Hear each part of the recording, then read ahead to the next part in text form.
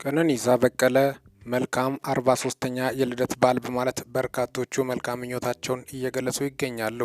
ምክንያቱም ዛሬ የታላቁ አትሌት ቀነኒሳ በቀለ 43ኛ ዓመት ልደት በዓሉን እያከበረ ስለሆነ ነው። አንድ ወቅት በገመዳ ሾው ላይ ቀነኒሳ እንዲህ ብሎ ነበር።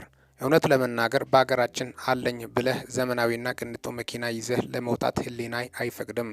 ምክንያቱም ከቤት ወጥተህ እስክትመለስ በየመንገዱ ተቸግሮ ማደሪያና የሚበላው አጥቶ የሚለምን ያለ። በዚህ ህዝብ ሁሉ ውስጥ አንተ አለኝ ብለህ በዚህ ህዝብ ላይ ልታይ ማለት ምን ያደርጋል? አንድ አባባል አለ፣ ድሃ በበዛበት ሀገር ሀብታምም ድሃ ነው። በየመንገዱ የምታየው ሁሉ እናትህ፣ አባትህ፣ እህትህ፣ ወንድሜ ነው። ታዲያ ማን ላይ ነው ይህን የምታደርገው? ስለዚህ እኔ የማሽከረክረው መኪና በጣም የወረደ ባይሆንም መካከለኛ ነው። ቀነኒሳ በቀለ የኢትዮጵያ ባንዲራ በዓለም አቀፍ መድረኮች ላይ ከፍ ያደረገው አንበሳ የሚከተሉትን ታላላቅ ስኬቶች አስመዝግበዋል።